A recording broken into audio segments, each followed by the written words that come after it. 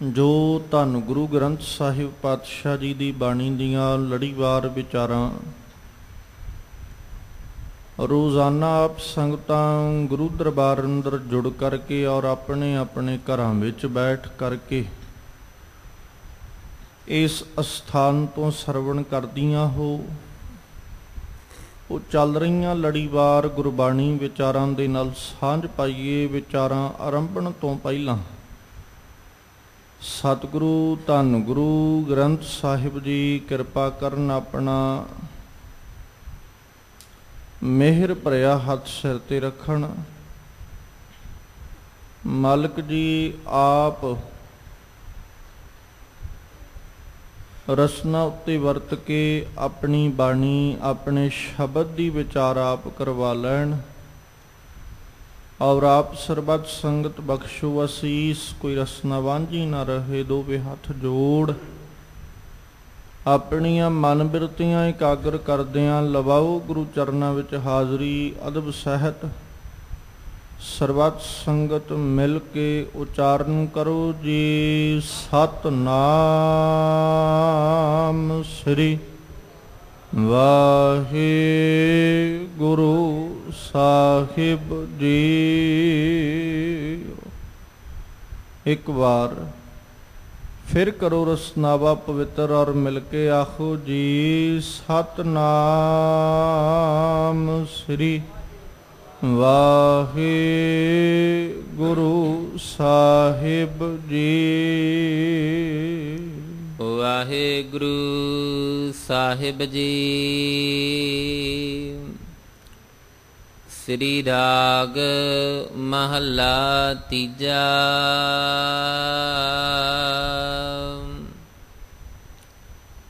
ਭਾਈ ਰੇ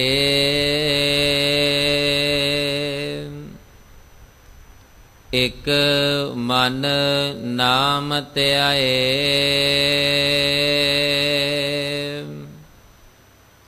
ਸੰਤਾ ਸੰਗਤ ਮਿਲ ਰਹਿ, ਜਪ ਰਾਮ ਨਾਮ ਸੁਖ ਪਾਏ ਰਹਾਉ।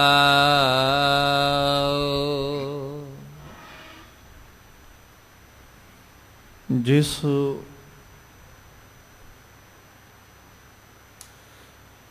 ਪਾਵਨ ਸ਼ਬਦ ਦਾ ਪਾਠ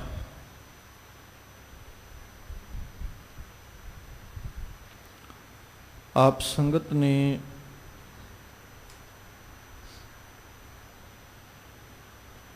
ਬੜੇ ਅਦਬ ਸਤਿਕਾਰ ਦੇ ਨਾਲ ਪਿਆਰ ਸਹਿਤ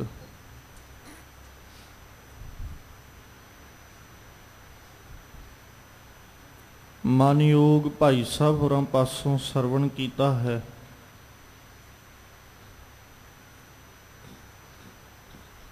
ਇਹ ਪਾਵਨ ਬਚਨ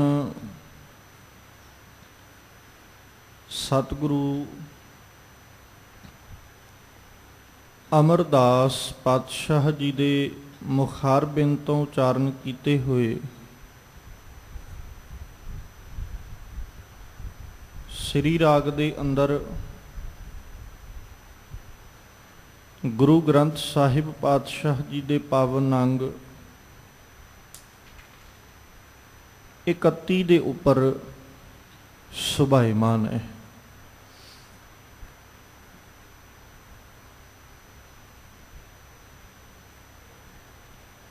ਅੱਜ ਦੇ ਇਹਨਾਂ ਪਾਵਨ ਬਚਨਾਂ ਦੇ ਰਾਹੀਂ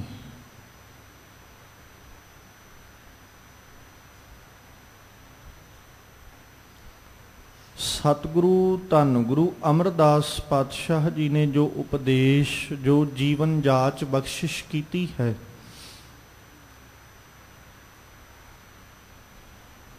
ਉਸ ਅੰਦਰ ਸਤਿਗੁਰੂ ਜੀ ਸਾਨੂੰ ਅਕਾਲ ਪੁਰਖ ਪਰਮੇਸ਼ਵਰ ਜੀ ਦੇ ਮਹਿਲ ਦੀ ਪ੍ਰਾਪਤੀ ਦਾ ਤਰੀਕਾ ਢੰਗ ਦੱਸ ਰਹੇ ਨੇ ਵੀ ਉਹ ਖਸਮ ਜਿਹੜਾ ਉਹ ਸਭਨਾਂ ਦਾ ਮਾਲਕ ਹੈ, ਉਹਦਾ ਘਰ ਕਿਵੇਂ ਮਿਲ ਸਕਦਾ ਹੈ ਜਾਂ ਅਸੀਂ ਉਹਦੇ ਦਰ ਉੱਤੇ ਕਿਵੇਂ ਪ੍ਰਵਾਨੇ ਜਾ ਸਕਦੇ ਹਾਂ, ਉਹਦੇ ਦਰ ਤੇ ਕਬੂਲਤਾ ਕਿਵੇਂ ਮਿਲ ਸਕਦੀ ਹੈ।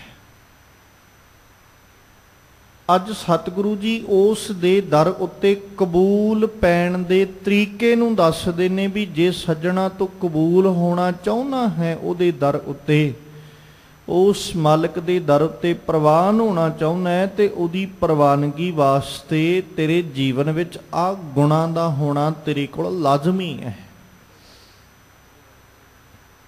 ਤੇਰੇ ਕੋਲ ਇਹਨਾਂ ਗੁਣਾਂ ਦਾ ਹੋਣਾ ਲਾਜ਼ਮੀ ਹੈ। ਫਿਰ ਉਹਨਾਂ ਗੁਣਾਂ ਦਾ ਜ਼ਿਕਰ ਕਰਦੇ ਨੇ ਸਤਿਗੁਰੂ ਜੀ ਅੱਜ, ਜਿਨ੍ਹਾਂ ਦੇ ਨਾਲ ਅਕਾਲ ਪੁਰਖ ਪਰਮੇਸ਼ਵਰ ਜੀ ਦੇ ਘਰ ਦਾ ਪ੍ਰੇਮ ਪਿਆਰ, ਉਹਦੇ ਦਰ ਦੀ ਪ੍ਰਵਾਨਗੀ ਮਿਲ ਜਾਏ। ਜਿਵੇਂ ਸਭ ਤੋਂ ਪਹਿਲਾਂ ਜ਼ਿਕਰ ਕਰਦੇ ਹਾਂ, ਸਤਿਗੁਰੂ ਜੀ ਆਖਦੇ ਰਹਾਉ ਦੀ ਪੰਕਤੀ ਵਿੱਚ, ਭਾਈ ਰੇ ਇੱਕ ਮਨ ਨਾਮ ਧਿਆਏ।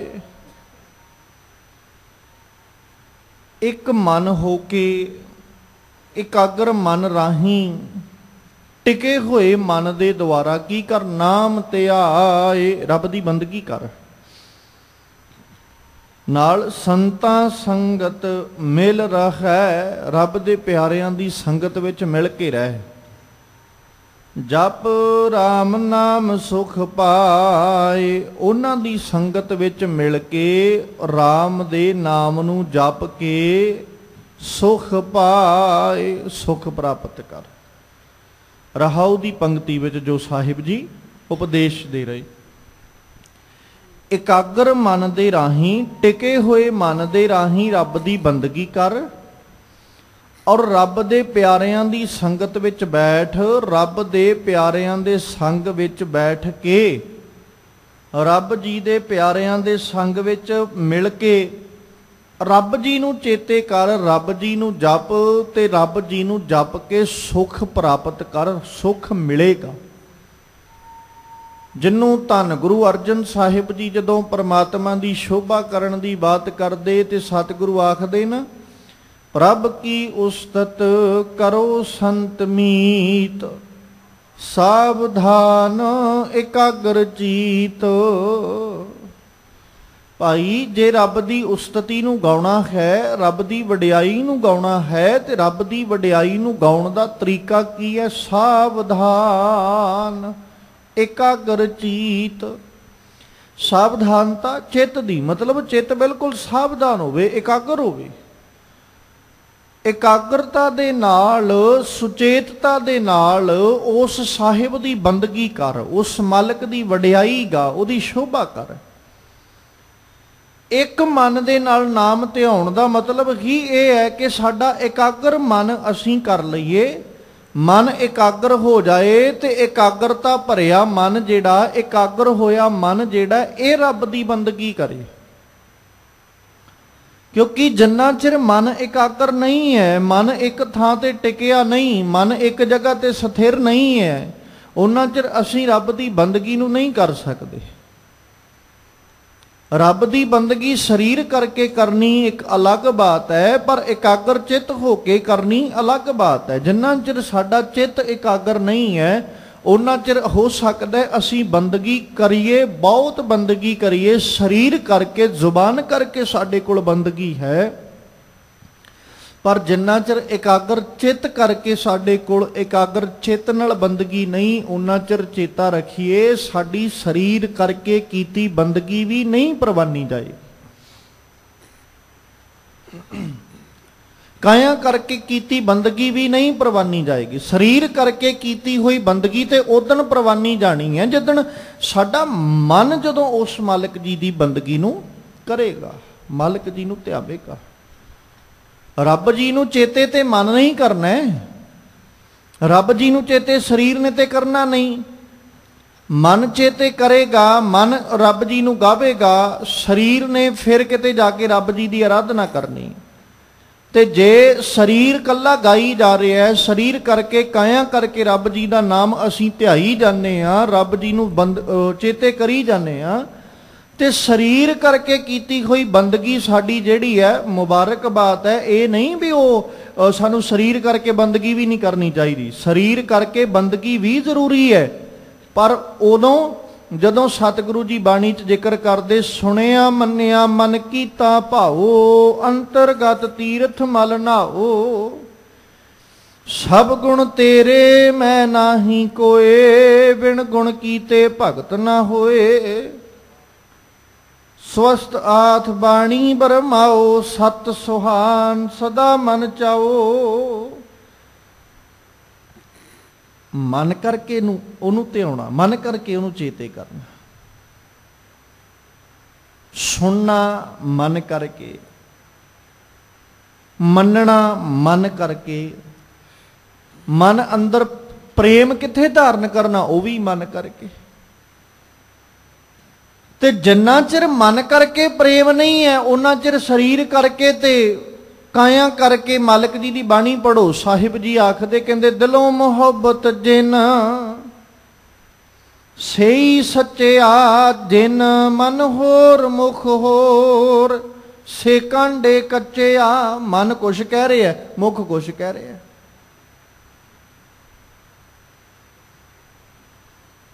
ਰਤੇ ਇਸ਼ਕ ਖੁਦਾਏ ਰੰਗ ਦਿਦਾਰ ਕੇ, ਵਿਸਰਿਆ ਜਿਨ ਨਾਮ ਤੇ ਪੋਏ ਪਾਰਥੀਏ। ਹੁਣ ਮਨ ਤੇ ਤਨ ਦੋਵੇਂ ਵੱਖਰੀਆਂ ਵੱਖਰੀਆਂ ਚੀਜ਼ਾਂ ਨੇ।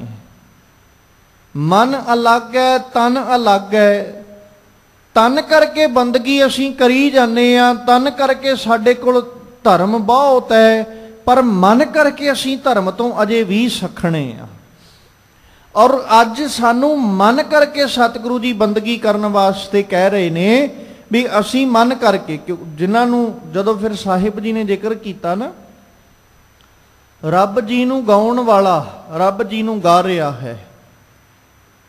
ਮਾਲਕ ਕਹਿੰਦੇ ਜੇ ਤੇ ਗਾਉਣ ਵਾਲਾ ਇਕਾਗਰ ਚਿੱਤ ਹੋ ਕੇ ਗਾ ਰਿਹਾ, ਫਿਰ ਤੇ ਭਾਈ ਉਹਦਾ ਗਾਵਿਆ ਹੈ ਪ੍ਰਵਾਨ। ਪਰ ਜੇ ਉਹ ਗਾਉਣ ਲੱਗਾ ਇਕਾਗਰ ਚਿੱਤ ਨਹੀਂ, ਗਾਉਣ ਲੱਗਾ ਆਪਣੇ ਮਨ ਵਿੱਚ ਕਈ ਤਰ੍ਹਾਂ ਦੇ ਕਪਟ, ਕਈ ਤਰ੍ਹਾਂ ਦੇ ਛਲ ਫਰੇਬ ਉਹ ਲੈ ਕੇ ਬੈਠਾ, ਫਿਰ ਕੋਈ ਗਾਵੇ ਰਾਗੀ ਨਾਦੀ ਬੇਦੀ ਬਹੁ ਭਾਂਤ ਕਰ। ਨਹੀਂ ਹਰ ਹਰ ਪੀਜੈ ਰਾਮ ਰਾਜੇ, ਜਿਨਾ ਅੰਤਰ ਕਪਟ ਵਿਕਾਰ ਹੈ, ਤਿਨਾ ਰੋਏ ਕਿਆ ਕੀਜੈ। ਮਨ ਕਰਕੇ ਪਹਿਲੋਂ ਚਾਹੀਦੀ ਹੈ ਇਕਾਗਰਤਾ, ਬੰਦਗੀ ਕਰਨੀ ਹੈ ਪਰ ਮਨ ਕਰਕੇ, ਉਹਨੂੰ ਧਿਆਉਣਾ ਤੇ ਹੈ ਪਰ ਮਨ ਕਰਕੇ।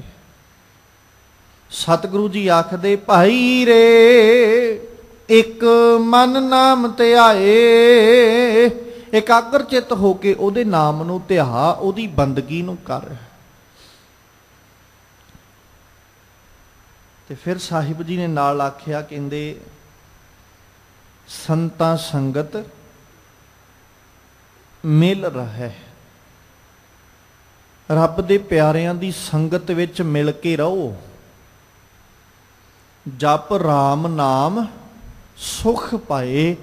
ਏਦਾਂ ਰੱਬ ਜੀ ਦੇ ਨਾਮ ਨੂੰ ਜਪਦਿਆਂ ਹੋਇਆਂ ਜੀਵ ਜ਼ਿੰਦਗੀ ਦੇ ਅੰਦਰ ਸੁਖ ਹਾਸਲ ਕਰਦਾ, ਜੀਵਨ ਵਿੱਚ ਸੁਖ ਮਾਣਦਾ।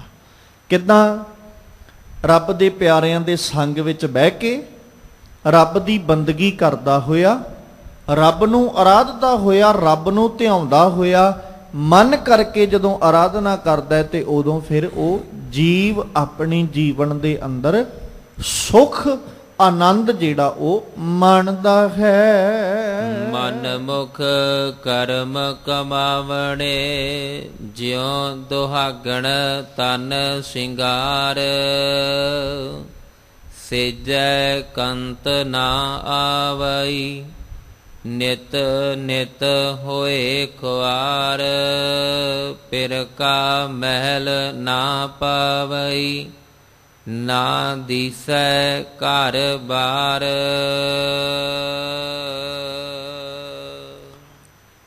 ਪਹਿਲੋਂ ਫਿਰ ਉਹਨਾਂ ਦੀ ਗੱਲ ਕੀਤੀ ਜਿਨ੍ਹਾਂ ਦੇ ਕੋਲ ਮਨ ਤੇ ਹੈ ਪਰ ਇਕਾਗਰ ਨਹੀਂ,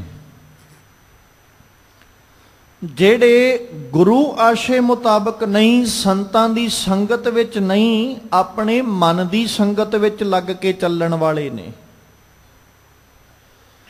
ਜਾਂ ਇਉਂ ਕਹਿ ਲਈਏ ਉਹ ਰੱਬ ਦੇ ਪਿਆਰਿਆਂ ਦੀ ਸੰਗਤ ਵਿੱਚ ਨਹੀਂ, ਉਹ ਸ਼ੈਤਾਨ ਦੀ ਸੰਗਤ ਵਿੱਚ ਚੱਲਣ ਵਾਲੇ ਨੇ।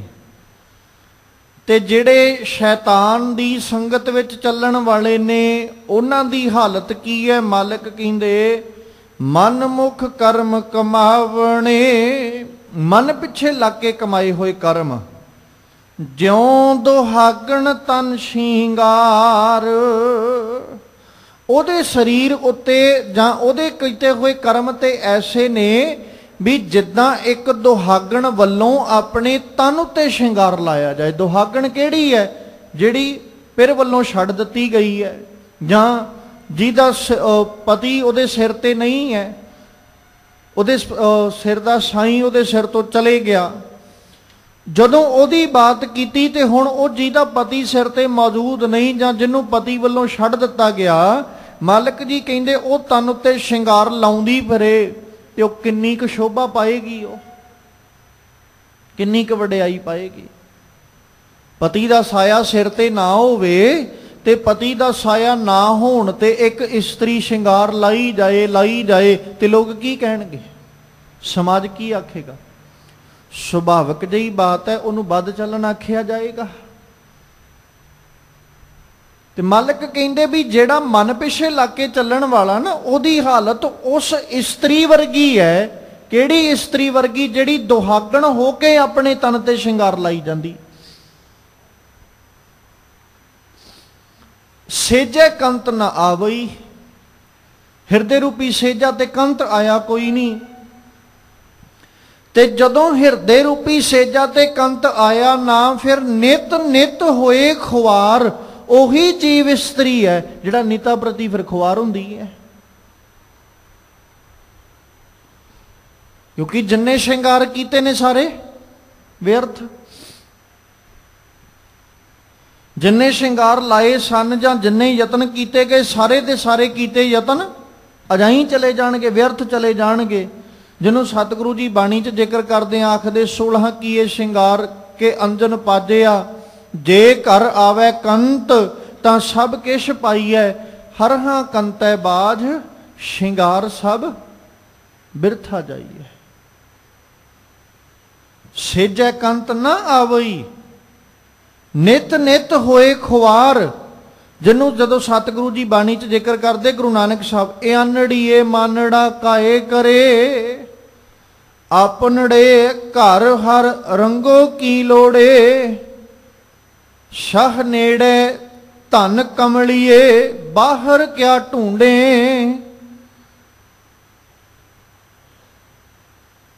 ਪਤੀ ਨੇੜੇ ਹੀ ਹੈ, ਬਾਹਰ ਕਿਆ ਢੂੰਡੇ, ਬਾਹਰ ਕੀ ਲੱਭਦੀ ਫਿਰਦੀ। ਫਿਰ ਉਹਨਾਂ ਦੱਸਿਆ ਕੀ ਕਰਨਾ, ਪੈ ਕੀਆਂ ਦੇ ਸਲਾਈਆਂ ਨੈਣੀ, ਭਾਵ ਕਾ ਕਰ ਸ਼ਿੰਗਾਰੋ, ਤਾਂ ਸੁਹਾਗਣ ਜਾਣੀਐ ਜਾਂ ਸ਼ਹ ਧਰੇ ਪਿਆਰੋ। ਜੇ ਅਕਾਲ ਪੁਰਖ ਪਰਮੇਸ਼ਵਰ ਆਪਣਾ ਪ੍ਰੇਮ ਜ਼ਾਹਰ ਕਰੇ ਜਾਂ ਤੇਰੇ ਪ੍ਰੇਮ ਸਦਕਾ ਤੈਨੂੰ ਉਹ ਪਰਮੇਸ਼ਵਰ ਮਿਲ ਜਾਏ, ਜੇ ਤੇਰੇ ਕੋਲ ਭੈ ਦੀਆਂ ਸਲਾਈਆਂ ਨੇ, ਸੁਰਮਾ ਤੂੰ ਅੱਖਾਂ ਦੇ ਵਿੱਚ ਪਾਇਆ ਪਰ ਭੈ ਦਾ ਪਾਇਆ, ਭਾਵ ਦਾ ਤੂੰ ਸ਼ਿੰਗਾਰ, ਪਿਆਰ ਦਾ ਸ਼ਿੰਗਾਰ ਕੀਤਾ ਹੋਇਆ ਹੈ, ਤੇ ਧੰਨ ਗੁਰੂ ਨਾਨਕ ਸਾਹਿਬ ਕਹਿੰਦੇ ਜੇ ਤੂੰ ਇਹ ਸ਼ਿੰਗਾਰ ਆਪਣੇ ਤਨ ਤੇ ਲਾਇਆ ਨਾ, ਭੈ ਕੀਆਂ ਦੇ ਸਲਾਈਆਂ ਨੈਣੀ, ਭਾਵ ਕਾ ਕਰ ਸ਼ਿੰਗਾਰੋ, ਤਾਂ ਸੁਹਾਗਣ ਜਾਣੀਐ। ਫਿਰ ਤੂੰ ਸੁਹਾਗਣ ਹੈ। ਜਾਂ ਸ਼ਹ ਧਰੇ ਪਿਆਰੋ, ਜੇ ਉਹ ਸ਼ਹ, ਉਹ ਪਤੀ ਤੇਰੇ ਨਾਲ ਪ੍ਰੇਮ ਕਰੇ, ਉਹ ਪਰਮਾਤਮਾ ਤੇਰੇ ਨਾਲ ਪ੍ਰੇਮ ਕਰੇ, ਜਾਂ ਇਉਂ ਕਹਿ ਲਈਏ ਕਿ ਤੇਰਾ ਰੱਬ ਨਾਲ ਪ੍ਰੇਮ ਪੈ ਜਾਏ, ਫਿਰ ਤੇ ਤੂੰ ਸੁਹਾਗਣ ਹੈ। ਪਰ ਦੂਜੇ ਪਾਸੇ ਸਤਿਗੁਰੂ ਜੀ ਕਹਿੰਦੇ ਜੇ ਧਨ ਕੰਤ ਨੂੰ ਭਾਵੇ ਹੀ ਨਾ,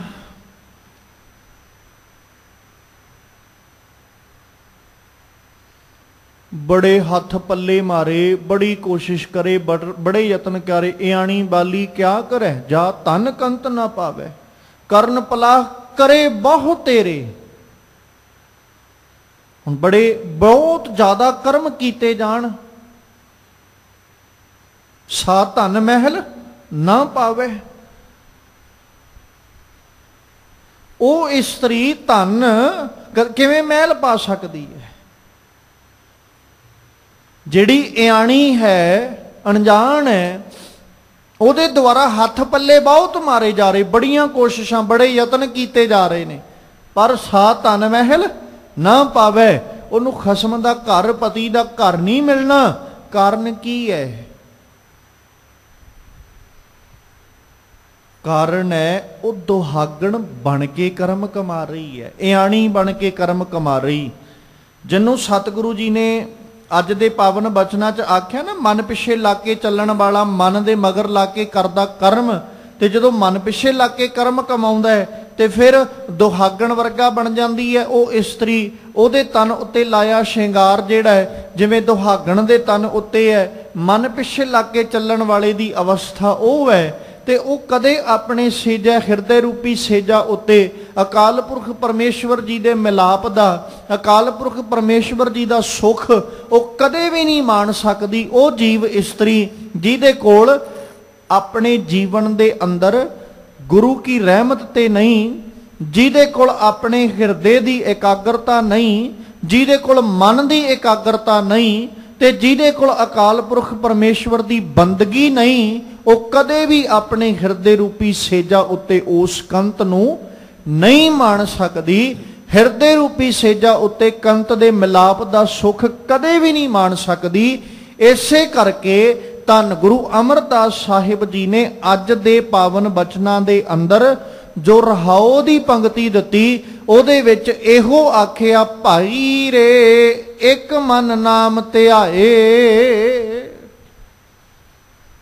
ਫਿਰ ਕਿਤੇ ਜਾ ਕੇ ਕੰਤ ਸੇਜਾ ਉੱਤੇ ਆਉਂਦਾ, ਹਿਰਦੇ ਰੂਪੀ ਸੇਜਾ ਵਿੱਚ।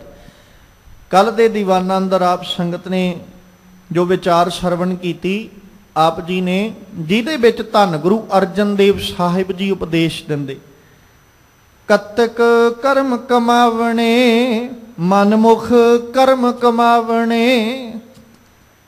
ਉੱਥੇ ਕਿਹਾ ਦੋਸ਼ ਨਾ ਕਾਹੂ ਜੋਗ, ਔਰ ਅੱਜ ਕਹਿੰਦੇ ਜਿਉਂ ਦੁਹਾਗਣ ਤਨ ਸ਼ਿੰਗਾਰ। ਉੱਥੇ ਕਿਹਾ ਵੀ ਕਿਸੇ ਦਾ ਦੋਸ਼ ਨਹੀਂ, ਤੇਰਾ ਦੋਸ਼ ਹੈ। ਤੇ ਦੁਹਾਗਣ ਆਪਣੇ ਤਨ ਤੇ ਸ਼ਿੰਗਾਰ ਲਾ ਕੇ ਤੇ ਲੋਕਾਂ ਕੋਲੋਂ ਸ਼ੋਭਾ ਤੇ ਖੱਟ ਨਹੀਂ ਸਕਦੀ, ਤੇ ਦੋਸ਼ ਕਿਹਦਾ? ਦੁਹਾਗਣ ਆਪਣੇ ਤਨ ਉੱਤੇ ਸ਼ਿੰਗਾਰ ਲਾ ਕੇ, ਪਤੀ ਦਾ ਸਾਇਆ ਸਿਰ ਤੇ ਨਹੀਂ, ਪਤੀ ਤਿਆਗ ਕੇ ਚਲਾ ਗਿਆ, ਛੱਡ ਕੇ ਚਲਾ ਗਿਆ, ਜਾਂ ਪਤੀ ਦੁਆਰਾ ਛੱਡ ਦਿੱਤਾ ਗਿਆ, ਤੇ ਉਹ ਆਪਣੇ ਤਨ ਤੇ ਸ਼ਿੰਗਾਰ ਲਾਵੇ ਤੇ ਲੋਕ ਉਹਨੂੰ ਚੰਗਾ ਤੇ ਆਖਣਗੇ ਨਹੀਂ। ਤੇ ਹੁਣ ਉਹ ਕਵੇ ਇਹਦੇ ਵਿੱਚ ਮੇਰਾ ਦੋਸ਼ ਕੀ ਹੈ ਵੀ ਲੋਕ ਮੈਨੂੰ ਚੰਗਾ ਨਹੀਂ ਕਹਿੰਦੇ? ਸਾਰਾ ਕਸੂਰ ਤੇ ਤੇਰਾ ਹੀ ਹੈ। ਤੇ ਸਤਿਗੁਰੂ ਜੀ ਨੇ ਇਸੇ ਕਰ, ਕਿਉਂਕਿ ਸਾਡੇ ਕਰਮ ਨੇ, ਜਿਨ੍ਹਾਂ ਕਰਮਾਂ ਦੇ ਆਧਾਰ ਉੱਤੇ ਨਬੇੜਾ ਹੋਣਾ, ਜਿਹਨੂੰ ਗੁਰੂ ਨਾਨਕ ਸਾਹਿਬ ਕਹਿੰਦੇ ਕਰਮੀ ਆਪੋ ਆਪਣੀ ਕੇ ਨੇੜੇ ਕੇ ਦੂਰ। ਆਪਣੇ ਆਪਣੇ ਕਰਮ ਨੇ, ਕਿਉਂਕਿ ਉਸ ਸਾਹਿਬ ਦੇ ਦਰ ਉੱਤੇ ਚੰਗਿਆਈਆਂ ਬੁਰਿਆਈਆਂ ਵਾਚੈ ਧਰਮ ਹਦੂਰ। ਉਹਦੇ ਦਰ ਉੱਤੇ ਚੰਗਿਆਈਆਂ ਔਰ ਬੁਰਾਈਆਂ ਦਾ ਹੀ ਨਬੇੜਾ ਹੈ। ਤੇ ਜੇ ਚੰਗਿਆਈਆਂ ਨੇ ਫਿਰ ਭਲਾ ਹੈ। ਉਹ ਜੀਵ ਇਸਤਰੀ ਆਪਣੇ ਹਿਰਦੇ ਰੂਪੀ ਸੇਜਾ ਉੱਤੇ ਆਪਣੇ ਕੰਤ ਨੂੰ ਮਾਣ ਲੈਂਦੀ ਹੈ। ਤੇ ਜੇ ਬੁਰਾਈਆਂ ਨੇ ਫਿਰ ਜਿਉਂ ਦੁਹਾਗਣ ਤਨ ਸ਼ਿੰਗਾਰ। ਪਰ ਹਾਲਾਤ ਕੀ ਨੇ? ਚੰਗਿਆਈ ਆਲਕ ਕਰੇ, ਬੁਰਾਈ ਹੋਏ ਸ਼ੇਰ। ਬੁਰਾਈਆਂ ਵੱਲ ਤੇ ਸ਼ੇਰ ਹੋ ਕੇ ਤੁਰਿਆ ਜਾਂਦਾ ਹੈ, ਪਰ ਚੰਗਿਆਈਆਂ ਵਾਲੇ ਪਾਸੇ ਆਲਸ ਹੈ। ਤੇ ਜਿੱਥੇ ਚੰਗਿਆਈਆਂ ਵਾਲੇ ਪਾਸੇ ਆਲਸ ਆ ਜਾਏ, ਚੇਤੇ ਰੱਖੀਏ ਉਥੇ ਕਦੇ ਵੀ ਜੀਵ ਇਸਤਰੀ ਸੇਜੈ ਕੰਤ ਨ ਆਵਈ। ਫਿਰ ਹੋਵੇਗਾ ਕਿ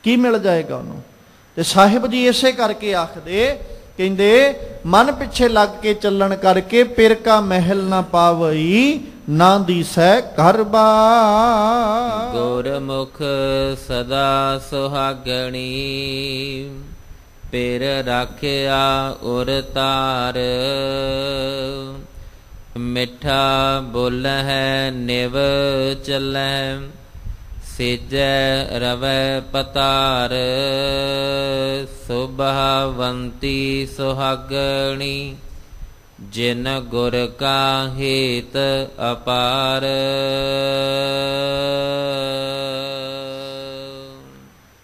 हुण जिक्र जिहड़ा कीता साहिब ने उस सुहागणी जीव इस्त्री दा कीता। पहलों दुहागण जिहड़ी कंत वल्लों छड्ड दित्ती गई, हुण सुहागण दा जिक्र करदे जिन्नू कंत वल्लों अपना लिया गया, परमेश्वर वल्लों अपना लिया गया। गुरमुख इत्थे हुण मन दी ते परिभाषा ही मुक गई, इत्थे मन दा जोर खत्म हो गया। इत्थे की है, मुख गुरु वल बन गया। जदों मुख मन वल है ते इस्त्री दुहागण है, जदों मुख गुरु वल बन गया ते ओही जीव इस्त्री सुहागण बन जाती, सुहाग भाग वाली बन जाती। गुरमुख गुरु वल मुख करके चलण वालियां सदा सुहागणी, मल कहते हमेशा सुहागणियां ने। पिर राखिया उर धार, क्योंकि उन्होंने अपने हिरदे दे अंदर पिर नूं अपने खसम नूं धार के रख लिया, अपने प्रभु नूं हिरदे विच धार लिया। हुण वो करदियां की ने? मिठा बोलै निव चलै। रब जी दे अगे कदे सवाल चुक के नहीं खड़ोंदियां। उत्थे ते जिवें साहिब ने कर दिता तिवें मंजूर है। उत्थे ते जो हुक्म खसम रूप पति वल्लों हो गया उथे मंजूर है, कोई इनकार नहीं। प्रभु वल्लों जो हुक्म हो गया उथे हथ जोड़ के सिर्फ 7 वचन है, सवाल नहीं, कोई कटाक्ष नहीं, कोई तर्क नहीं। उथे ते मालिक कहने बस मिठा बोले निव चले। उन्हां दे कोल ते सिर्फ एक मिठ बोली है और निव के चलण दा सुभाव है। सेजै रवै पतार, आ गुण ने जिहड़े हिरदे रूपी सेजा उत्ते परमेश्वर जी दा सुख मानण लई अपनाए जांदे ने। जां इउं कह लईए जिन्हां कोल इह गुण आ गया कि अपने प्रभु जी दे हर हुक्म नूं मन लेना, जिन्हों सतगुरु जी आखदे ना अभी वो मालिक जिवें कहे उन्होंने भला करके जान लेना, जिवें मालिक आखे उवें मन लेना, उवें प्रवान लेना, जिवें पति वालों आख्या गया उस बात नूं कबूल कर लेना। मिठा बोले निव चलने का मतलब ये है भी जिवें उन्हें आख्या उवें कर लेना। सहज का श्रृंगार करना, अपने जीवन के अंदर संतोख, ये सारियां चीज़ां नूं अपना लेना।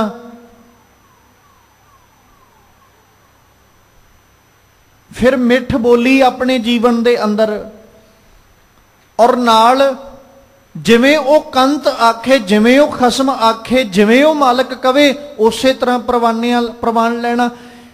ते साहिब कहंदे जिहड़ी जीव इस्त्री इदां अपने जीवन अंदर इन्हां गुणां नूं धारण कर लैंदी है ना, सेजै रवै पतार, वो अपने पतार नूं अपने हिरदे रूपी सेजा उत्ते मान लैंदी है। रवै दा मतलब मानना।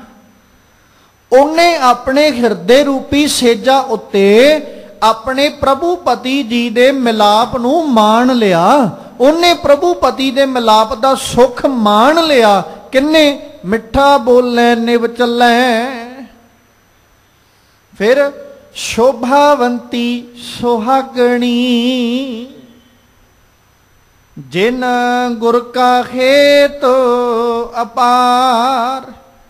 श्रृंगार दुहागण भी कर रही है, श्रृंगार सुहागण भी कर रही। दुहागण दे तन उत्ते लाया श्रृंगार उहदे मत्थे दा कलंक है, ते सुहागण दे तन उत्ते लाया श्रृंगार उहदी वडियाई है।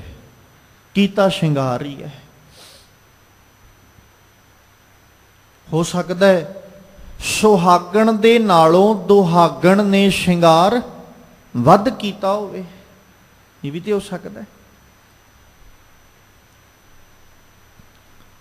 सुहागण दे नालों दुहागण ने श्रृंगार ज्यादा कीता होवे, पर ओदा कीता श्रृंगार ओदे मस्तक उपरला कलंक है, ते सुहागण दा लाया होया श्रृंगार भावें थोड़ा ही है, ओदी वडियाई है, ओदी शोभा है। इसे करके साहिब कहंदे साडी हालत ते है गल्ली असी चंगियां आचारी बुरियां, मनों कुसुधा कालियां बाहरों चितवियां, रीसा करें तिनाड़ियां जो सेवें दर खड़ियां। रीसा उन्हां दियां ਜਿਹੜੀਆਂ दर ते खड़ियां सेव रहीਆਂ ने, ਉਹਨਾਂ ਨੂੰ ਵੇਖ ਵੇਖ ਕੇ ਅਸੀਂ ਵੀ ਤਨ ਤੇ ਸ਼ਿੰਗਾਰ ਲਾਈ ਜਾਈਏ, ਪਰ ਉਹਨਾਂ ਦਾ ਸ਼ਿੰਗਾਰ ਲੇਖੇ ਵਿੱਚ ਹੈ, ਕਿਉਂਕਿ ਉਹ ਸੁਹਾਗ ਭਾਗ ਵਾਲੀਆਂ ਨੇ ਔਰ ਉਹ ਸ਼ੋਭਾਵੰਤੀਆਂ ਨੇ, ਤੇ ਸਾਡਾ ਉਹਨਾਂ ਨੂੰ ਵੇਖ ਕੇ ਕੀਤਾ ਹੋਇਆ ਸ਼ਿੰਗਾਰ ਸਾਡੇ ਮਸਤਕ ਦਾ ਕਲੰਕ ਬਣ ਜਾਏਗਾ, ਕਿਉਂਕਿ ਅਸੀਂ ਸੁਹਾਗ ਭਾਗ ਵਾਲੀਆਂ ਨਹੀਂ। शोभावंती सुहागणी, मालक कहंदे सुहागणा की ने शोभावंतियां वडियाई वालियां। जिन गुर का हेत अपार, जिन्हां ने गुरु दे बेहद प्रेम नूं अपने जीवन अंदर माणिया, जां इउं कह सकीए क्योंकि एक गुरु ही है ना जिन्हों सतगुरु जी आखदे विछड़िया मेले प्रभु हर दरगाह का बसीठ। एक गुरु ही है जिन्हें विचोलगी करनी है, ते जेड़ी जीव इस्त्री गुरु नूं भा गई, सतगुरु की करते ने विचोलगी, ते उन्हां की करना विछड़िया मेले प्रभु, उन्हें प्रभु नालों विछुड़ियां होइयां नूं मुड़ मिलाप देना। जिन्हों कल दे पावन शब्द विच आखिया सिवाए गुरु तो ख्याल रखी विच ना कोई कर सकै, किस थे रोवे रोज कीता किछु ना हो बई, लिखिया तुर संजोग। तेरा कीता कुछ भी नहीं होना। उथे जैसा सतगुर सुनींदा तैसो ही मैं डीठ।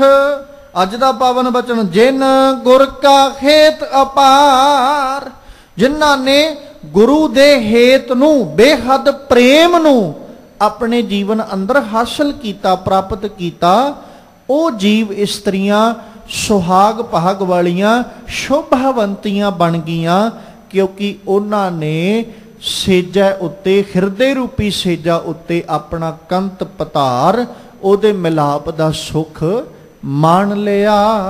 पूरे भाग सतगुर मिलै, जा भागै का उद होए, अंतरह दुख भ्रम कटिय, सुख प्राप्त होए, गुर कै भाणै जो चलै, दुख ना पावे कोई।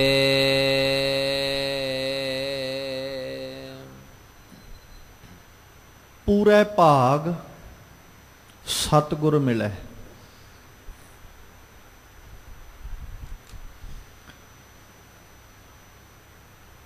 सतगुरु जी बाणी विच जिक्र करदे आखदे सतगुर नूं सब को लोचदा, जेता जगत सब कोए, बिन भागां दर्शन ना थियै, भागहीन बह रोए। पूरे भाग सतगुर मिले। गुरु का मिलाप इदां नहीं हुंदा।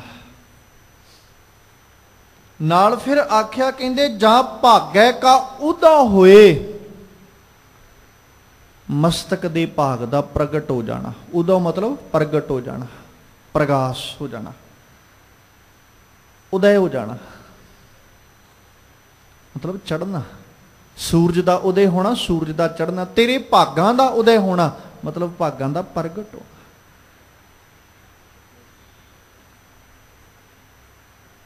एक बात चेता रखियो,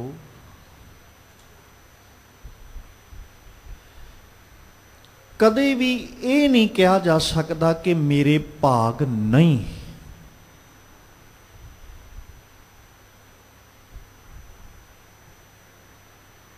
क्योंकि साडे कर्म ने साडे भाग बनाने ने। साडे कर्मा ने भाग की बनाते, किरत कर्म के भी छुड़े। आ साडे कम्मा ने साडे भाग बनाए ने। हुण असीं अपने कर्म ही तब्दील करने ने। कर्म तब्दील हो जाणगे, कर्म बदल जाणगे।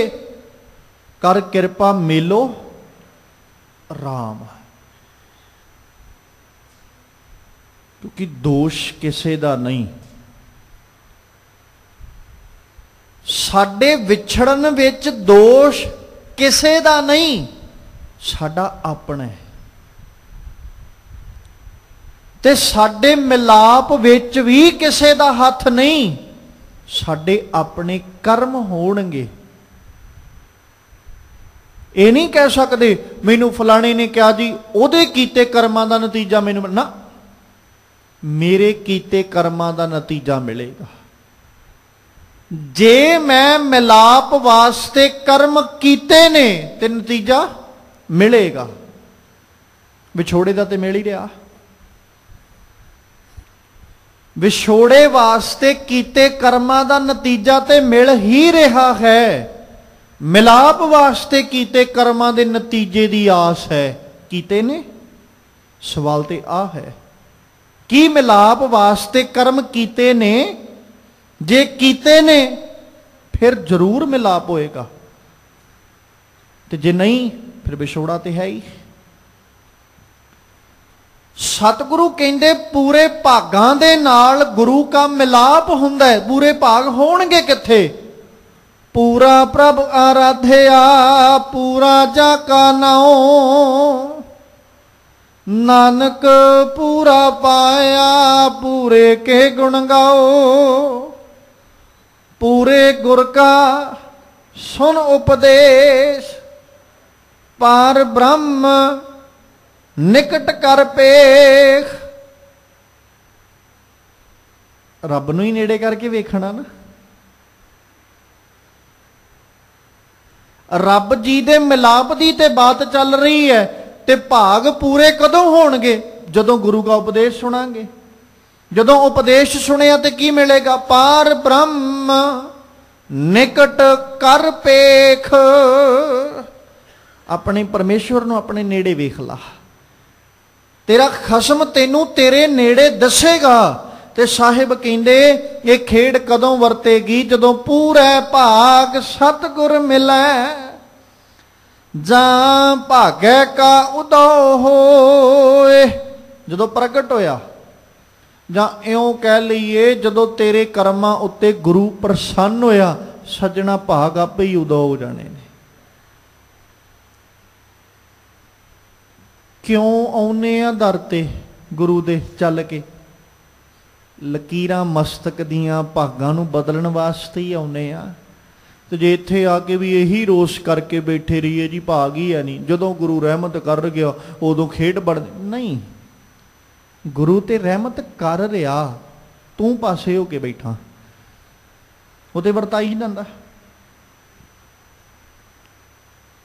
वो ते बख्शिश कर रहा, तू पासा वट के बह जाना भी नहीं मैनू अजे लोड़ नहीं है। पासा वट के नहीं, वो सामने होके बह, तां जो तेरे उत्ते रहमत करे, तेरे उत्ते बख्शिश होवे, उत्ते वरता रहा, हर वक्त मेहर कर रहा, तू पासा वट के बह जाए, वह दोष थोड़ी है। और ये कहना जी साडे ते जे भाग ही नहीं, सानू अजे ओदी खुशी मिली नहीं, जिदन वो किरपा, वो ते किरपा कर रहा है, तू सखना बैठा ओदी किरपा तो, वो रहमत वरताई जाता, तेरे भाग भी हैं। इदू चंगे भाग की हो सकते भी रब ने तेनों मनुखा जन्म देता, भाग ही ने। इस तो चंगे भाग की ने, किते साइंस नूं जदों पढ़दे आ ना, विग्यान नूं पढ़दे आ, डॉक्टर्स जदों दसदे ने ते डॉक्टर्स दा मनना है तू कल्ला गर्भ विच वास नहीं सी लिया, तेरे नाल होर भी कई सन, पर तेरे भाग जागे, तू बचिया, बाकी सारे नाश हो गए। तो इदू चंगे भाग होर की होणगे? ये चंगे भाग ही ने ना, भी रब ने दे ही दे के नवाजता। नहीं तो जिवें बाकी नाश होए उदां तू भी तो हो ही सकदा सी। नहीं तो साहिब दी बाणी पढ़ो, मालिक जी कहंदे कई जन्म गर्भ घिर खरिया, किन्ने जन्म लंघे होणगे गर्भ विच मरदियां। हुण किवें कह दांगे साडे भाग चंगे नहीं? असीं किवें आख दईए साडे मस्तक दे कर्म या मस्तक दे भाग माड़े ने? इस तो चंगे भाग नहीं हो सकते कि रब ने सानू मनुखा जन्म दिता है, इदू चंगा भाग कोई नहीं है। नहीं तो बनाउणा चाहुंदा कोई जीव भी बना सकदा सी। जे 84 लाख जूना दुनिया मनदी है, संसार कहंदा 84 लाख जूना ने, ते रब उन्हां च पा दिंदा, उन्हें मनुख ही क्यों बनाया? साडे चंगे भाग ही ने भी उन्हें मनुख बनाता। हुण इत्थे असीं आके फिर उही मत्थे ते हथ मार के ते आखी जे नहीं जी अजे भाग ही है नहीं, अजे ते कर्म ही चंगे नहीं साडे, अजे ते साडे भाग बनने ही नहीं, जदों रब जी भाग मेहर करनगे उदों आ भी कर लांगे असीं। हुण इस तो वध के मेहर की करे? तू की करना है उहदी मेहर लैण वास्ते? तू की कर रहा? ਉਹਦਾ ਕਰਮ ਸੀ, ਉਹਦੀ ਬਖਸ਼ਿਸ਼ ਸੀ ਕਿ ਉਹਨੇ ਮਨੁੱਖ ਬਣਾਤਾ। ਜਿਵੇਂ ਮਾਂ ਬਾਪ ਜੀ ਦੀ ਬਖਸ਼ਿਸ਼ ਹੈ ਸਕੂਲ ਪੜਨ ਪਾਤਾ, ਮਾਂ ਪਿਓ ਨੇ ਥੋੜੀ ਪੜਨਾ ਹੁਣ, ਤੇ ਜਾਂ ਬੱਚਾ ਉੱਥੇ ਬੈਗ ਫੜ ਕੇ ਕਵੇ ਭਾਗ ਹੋਣਗੇ ਤੇ ਪਾਸ ਹੋ ਜਾਣਗੇ, ਇਦਾਂ ਹੋਵੇਗਾ? ਤੇ ਕਿਤਾਬ ਤੇ ਖੋਲਣੀ ਪੈਣੀ ਨਾ, पढ़ना भी पैना, दिन रात मेहनत करनी भी पैनी, फिर किते जाके परीक्षा चो पास होना। तो मैं हथ जोड़ के बैठा रवां मेरे ते भाग ही है नहीं। जदों भाग होणगे गुरु का मिलाप भी हो जाएगा, भाग होणगे गुरु मिल भी जाएगा, भाग होणगे गुरु वाले भी बन जाएंगे। हुण इदू चंगे भाग की होण? उन्हें कर्म करता, तेरे ते बख्शिश करती, तेनू मनुख बनाता। हुण तू भी तो किताब खोल के कुछ वेख ला। जिवें बच्चा किताब खोल के पढ़ेगा तो पास होएगा ना, तेनू मनुख बनाता, तू मनुख बन के हुण की कर रहा? तू स्टूडेंट बन के की करन लगा होना? एक विद्यार्थी बनने तो बाद जिम्मेवारी विद्यार्थी दी है, उन्हें पढ़ना। मां बाप पढ़ाउंदियां कह देणगे साडे वस खर्चा करना है, पढ़ना साडे वस नहीं है, असीं सिर्फ खर्चा कर सकते। जेड़े स्कूल च कहेगा उसे च पा दांगे, जेड़े टीचर कोल कहेगा उसे कोल ट्यूशन भी भेज दांगे, पढ़ना ते तू है। ते हुण बच्चा बैग मोढे ते टंग कवे या बैग घरे रख के कवे बस जी स्कूल एडमिशन हो गई, जे भाग होए ते पास हो जाएंगे, नहीं, उते प्रगट करने पैने ने, भाग उदय करने पैणगे, भागां नूं प्रगटाउणा पएगा। ते मनुख बन गया, हुण हथ ते हथ रख के असीं बैठे कही जाइए भाग होणगे ते बन जाएगा सारा कुछ, नहीं, बनाउणे पैणगे। हुण जरूरत है कादी? अपने भागां नूं प्रगट करन दी। ते गुरु कोल आके असीं की करना? उपदेश लैना, सिक्ख्या लैनी, गुरु कोलों आके सिखना, तां जो मेरे भाग प्रगट होण। सारियां दे हो सकते ने, ये नहीं कोई टामा आएगा उहदे भाग प्रगट हो जाण, सारियां दे, जिहड़ा पढ़ेगा उहदे भाग प्रगट ने। ਜਿਹੜਾ ਪੜ੍ਹੇਗਾ ਉਹਦੇ ਭਾਗ ਉਹਦਾ ਹੋ ਜਾਣਗੇ, ਜ਼ਿਆਦਾ ਪੜ੍ਹੇਗਾ ਉਹ ਅਵਲ ਆ ਜਾਏਗਾ, ਤੇ ਜਿਹੜਾ ਨਹੀਂ ਪੜ੍ਹੇਗਾ ਉਹ ਉਸੇ ਜਮਾਤ 'ਚ ਬੈਠਾ ਰਹਿ ਜਾਣਾ। ਫਿਰ ਆਵਣ ਜਾਣਾ ਜੰਮਣ ਮਰਨਾ ਉਸੇ ਜਮਾਤ 'ਚ ਹੀ ਰਹਿ ਗਏ ਨਾ ਫਿਰ। ਇਸ ਲਈ ਸਾਹਿਬ ਕਹਿੰਦੇ ਪੂਰੇ ਭਾਗ ਸਤਿਗੁਰ ਮਿਲੈ ਜਾਂ ਭਾਗੈ ਕਾ ਉਦਾ ਹੋਏ, ਅੰਤਰੋਂ ਦੁੱਖ ਭ੍ਰਮ ਕੱਟੀਐ, ਅੰਦਰੋਂ ਦੁੱਖ ਭਟਕਣਾ ਕੱਟੀ ਜਾਣੀ, ਸੁੱਖ ਪ੍ਰਾਪਤ ਹੋਏ, ਫਿਰ ਸੁੱਖਾਂ ਦਾ ਮਿਲ ਜਾਣਾ। ਗੁਰ ਕੈ ਭਾਣੈ ਜੋ ਚੱਲੈ ਦੁੱਖ ਨਾ ਪਾਵੇ ਕੋਈ, ਜਿਹੜਾ ਗੁਰੂ ਕੇ ਭਾਣੇ ਵਿੱਚ ਚੱਲਦਾ ਫਿਰ ਉਹ ਕਦੇ ਵੀ ਦੁੱਖ ਨਹੀਂ ਪਾਉਂਦਾ। ਗੁਰ ਕੇ ਭਾਣੇ ਵਿੱਚ ਅੰਮ੍ਰਿਤ ਹੈ, ਸਹਜੇ ਪਾਵੇ ਕੋਏ, ਜਿਨਾ ਪ੍ਰਾਪਤ ਤਿਨ ਪੀਆ, ਹਉਮੈ ਵਿੱਚੋਂ ਖੋਏ, ਨਾਨਕ ਗੁਰਮੁਖ ਨਾਮ ਧਿਆਈਐ, ਸੱਚ ਮਿਲਾਵਾ ਹੋਏ। ਗੁਰੂ ਦੀ ਰਜ਼ਾ ਵਿੱਚ ਅੰਮ੍ਰਿਤ ਹੈ। ਮਾਲਕ ਕਹਿੰਦੇ ਉੱਥੇ ਕੀ ਹੈ? ਅੰਮ੍ਰਿਤ। ਸਹਿਜੇ ਪਾਵੇ ਕੋਈ, ਸਹਿਜ ਸੁਭਾ ਸੁਤੇ ਸਿੱਧ, ਜਾਂ ਇੱਥੇ ਸਹਿਜ ਦਾ ਅਰਥ ਅਸੀਂ ਕਰ ਸਕਦੇ ਹਾਂ ਗਿਆਨ। ਗੁਰੂ ਕੇ ਗਿਆਨ ਸਦਕਾ ਗੁਰੂ ਕੇ ਭਾਣੇ ਵਿੱਚੋਂ ਅੰਮ੍ਰਿਤ ਮਿਲਣਾ, ਕਿਉਂਕਿ ਗਿਆਨ ਨਹੀਂ ਭਾਣੇ ਵਿੱਚ ਰਹਿਣਾ ਸਿਖਾਉਣਾ। ਗੁਰ ਕੇ ਭਾਣੇ ਵਿੱਚ ਅੰਮ੍ਰਿਤ ਹੈ, ਸਹਿਜੇ ਪਾਵੇ ਕੋਏ, ਸਹਿਜ ਰਾਹੀਂ ਗਿਆਨ ਰਾਹੀਂ ਮਿਲਿਆ, ਜਿਨ੍ਹਾਂ ਪ੍ਰਾਪਤ ਜਿਨ੍ਹਾਂ ਨੂੰ ਮਿਲ ਗਿਆ, ਤਿੰਨ ਪੀਆ ਉਹਨਾਂ ਨੇ ਛਕਿਆ, ਫਿਰ ਹਉਮੈ ਵਿੱਚੋਂ ਖੋਏ ਉਹਨਾਂ ਨੇ ਆਪਣੀ ਹਉਮੈ ਗਵਾਤੀ। ਜਿਹੜਾ ਮੌਤ ਦਾ ਕਾਰਨ ਸੀ ਨਾ, ਕਾਰਨ ਖਤਮ ਕਰਤਾ, ਹੁਣ ਕੀ ਹੋ ਗਏ? ਅਮਰ, ਕਿਉਂਕਿ ਅੰਮ੍ਰਿਤ ਪੀਤਾ ਹੈ। ਅੰਮ੍ਰਿਤ ਨੇ ਕੀ ਕਰਨਾ? ਮ੍ਰਿਤਿਉ ਤੋਂ ਰਹਿਤ ਅਮਰ ਕਰਨਾ। ਮਰ ਕਿਹਦੇ ਕਰਕੇ ਰਹੇ ਸੀ? ਹਉਮੈ ਕਰਕੇ। ਹੁਣ ਹਉਮੈ ਵਿੱਚੋਂ ਖੋਏ, ਜਿਹੜਾ ਮੌਤ ਦਾ ਕਾਰਨ ਸੀ ਨਾ, ਜਾਂ ਇਉਂ ਕਹਿ ਲਈਏ ਜਿਹੜੀ ਬਿਮਾਰੀ ਕਰਕੇ ਮਰਨ ਦਾ ਡਰ ਸੀ, ਉਹ ਬਿਮਾਰੀ ਵਿੱਚੋਂ ਕੱਢਤੀ। ਹਉਮੈ ਵਿੱਚੋਂ ਖੋਏ, ਹੰਕਾਰ ਚਲੇ ਗਿਆ। ਕੀ ਬਣਿਆ? ਨਾਨਕ ਗੁਰਮੁਖ ਨਾਮ ਧਿਆਈਐ, ਸੱਚ ਮਿਲਾਵਾ ਹੋਏ। ਹੇ ਨਾਨਕ ਜੀ, ਜਦੋਂ ਗੁਰੂ ਵਾਲੇ ਬਣ ਕੇ ਨਾਮ ਦੀ ਆਰਾਧਨਾ ਕੀਤੀ ਜਾਵੇ, ਫਿਰ ਕੀ ਹੁੰਦਾ? ਸੱਚ ਮਿਲਾਵਾ ਹੋਏ। ਫਿਰ ਪਰਮੇਸ਼ਵਰ ਦਾ ਮਿਲਾਪ ਤੇ ਮੇਲ ਹੁੰਦਾ। ਰਹਾਉ ਦੀ ਪੰਕਤੀ 'ਚ ਜਿਹੜੇ ਬਚਨ ਸਨ ਸਤਿਗੁਰੂ ਜੀ ਨੇ ਬਖਸ਼ੇ, ਮਾਲਕ ਕਹਿੰਦੇ ਭਾਈ ਰੇ ਇੱਕ ਮਨ ਨਾਮ ਧਿਆਏ। ਇੱਕ ਮਨ ਹੋ ਕੇ ਹੀ ਨਾਮ ਧਿਆਉਣਾ। ਧਿਆਉਣਾ ਕਿਵੇਂ ਹੈ? ਸੰਤਾਂ ਸੰਗਤ ਮਿਲ ਰਖੈ, ਜਪ ਰਾਮ ਨਾਮ ਸੁਖ ਹੋਏ।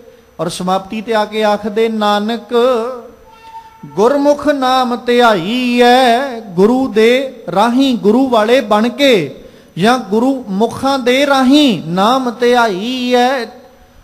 ਰਹਾਉ ਦੀ ਪੰਕਤੀ 'ਚ ਆਖਿਆ ਸੀ ਸੰਤਾਂ ਸੰਗਤ ਮਿਲ ਰਖੈ, ਗੁਰਮੁਖ ਨਾਮ ਧਿਆਈ ਹੈ। ਇੱਕੋ ਕੈਟਾਗਰੀ। ਸੱਚ ਮਿਲਾਵਾ ਹੋਏ, ਸੱਚ ਦੇ ਨਾਲ ਫਿਰ ਮਿਲਾਪ ਹੁੰਦਾ। ਤੇ ਸ਼ਬਦ ਦਾ ਜਿਹੜਾ ਕੇਂਦਰੀ ਭਾਵ ਸੀ ਜਾਂ ਉਪਦੇਸ਼ ਹੈ ਜਿਹੜਾ ਸ਼ਬਦ ਦਾ, ਉਹ ਇਹੀ ਹੈ ਕਿ ਅਸੀਂ ਕੰਤ ਨਾਲ, ਪਤੀ ਨਾਲ, ਪਰਮੇਸ਼ਵਰ ਨਾਲ ਮਿਲਾਪ ਕਿਵੇਂ ਕਰੀਏ। ਤੇ ਮਾਲਕ ਜੀ ਦੱਸਦੇ ਮਨ ਪਿੱਛੇ ਲੱਗ ਕੇ ਕਦੇ ਮਿਲਾਪ ਨਹੀਂ ਹੋਇਆ। ਜਦੋਂ ਮੇਲ ਹੁੰਦਾ ਉਦੋਂ ਗੁਰੂ ਮਗਰ ਤੁਰ ਕੇ ਹੁੰਦਾ, ਜਿਹਨੂੰ ਕਹਿੰਦੇ ਸੋ ਸਿੱਖ ਸਖਾ ਬੰਧਪ ਹੈ ਭਾਈ। ਜੇ ਗੁਰ ਕੈ ਭਾਣੇ ਵਿੱਚ ਆਵੇ, ਆਪਣੇ ਭਾਣੇ ਜੋ ਚੱਲੇ ਭਾਈ, ਵਿਛੜ ਝੋਟਾਂ ਖਾਵੇ। ਤੇ ਇਸ ਲਈ ਆਪਾਂ ਨਿਤ ਪ੍ਰਤੀ ਗੁਰੂ ਅੱਗੇ ਅਰਦਾਸ ਕਰਨੀ ਕਿ ਸਤਿਗੁਰੂ ਜੀ ਸਾਡੇ ਤੇ ਰਹਿਮਤ ਕਰੋ, ਸਾਨੂੰ ਆਪ ਜੀ ਦੇ ਭਾਣੇ ਵਿੱਚ ਚੱਲਣਾ ਆ ਜਾਏ, ਆਪ ਜੀ ਦੀ ਰਜ਼ਾ ਮੁਤਾਬਕ ਚੱਲਣਾ ਆ ਜਾਏ। ਤੇ ਅਸੀਂ ਹੱਥ ਜੋੜ ਕੇ ਆਖੀਏ ਗੁਰ ਵਡ ਭਾਗੀ ਪਾਇਆ, ਐਸਾ ਗੁਰ ਵਡ ਭਾਗੀ ਪਾਇਆ। ਗੁਰ ਵਡ ਭਾਗੀ ਪਾਇਆ, ਐਸਾ ਗੁਰ ਵਡ ਭਾਗੀ ਪਾਇਆ।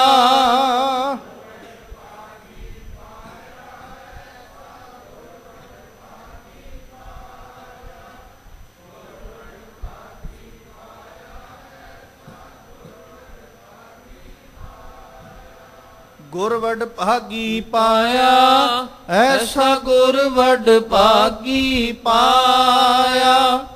ਗੁਰ ਵਡ ਭਾਗੀ ਪਾਇਆ, ਐਸਾ ਗੁਰ ਵਡ ਭਾਗੀ ਪਾਇਆ।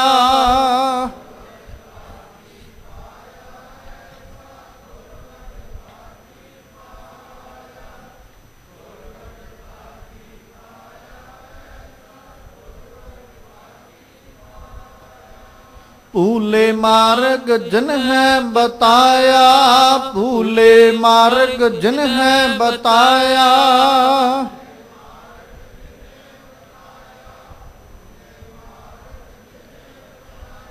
ਐਸਾ ਗੁਰ ਵਡ ਭਾਗੀ ਪਾਇਆ, ਐਸਾ ਗੁਰ ਵਡ ਭਾਗੀ ਪਾਇਆ।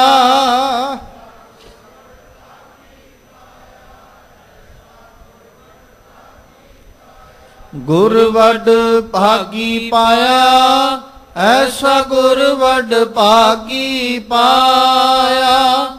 ਗੁਰ ਵਡ ਭਾਗੀ ਪਾਇਆ, ਐਸਾ ਗੁਰ ਵਡ ਭਾਗੀ ਪਾਇਆ।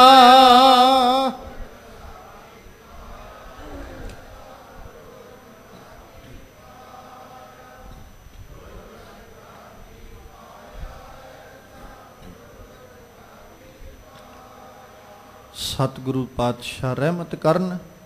ਸਾਡੇ ਸਭਨਾਂ ਦੇ ਸਿਰਾਂ ਉੱਤੇ ਮਾਲਕ ਜੀ ਆਪ ਆਪਣਾ ਮਿਹਰ ਭਰਿਆ ਬਖਸ਼ਿਸ਼ ਭਰਿਆ ਹੱਥ ਰੱਖਣ। ਕਿਤੇ ਸਤਿਗੁਰੂ ਜੀ ਦੀ ਕਿਰਪਾ ਦੇ ਪਾਤਰ ਅਸੀਂ ਵੀ ਬਣ ਜਾਈਏ ਤੇ ਅਸੀਂ ਵੀ ਆਪਣੇ ਇਹਨਾਂ ਮਨੁੱਖਾਂ ਜਨਮਾਂ ਨੂੰ ਸਫਲ ਕਰਕੇ ਸੰਸਾਰ ਤੋਂ ਜਾਈਏ। ਸਾਡੇ ਵੀ ਇਹ ਲੋਕ ਸੁਖੀਏ ਪਰਲੋਕ ਸੁਹੇਲੇ, ਨਾਨਕ ਹਰ ਪ੍ਰਭ ਆਪੇ ਮੇਲੇ। ਹੋਈਆਂ ਬੇਅੰਤ ਭੁੱਲਾਂ ਦੀ ਖਿਮਾ ਬਖਸ਼ਣੀ।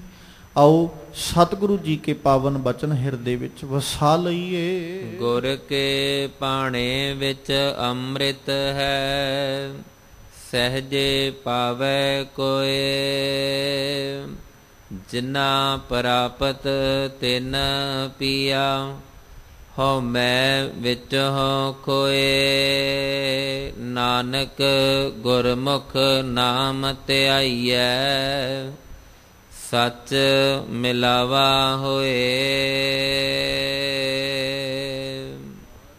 ਵਾਹਿਗੁਰੂ ਜੀ ਕਾ ਖਾਲਸਾ, ਵਾਹਿਗੁਰੂ ਜੀ ਕੀ ਫਤਿਹ।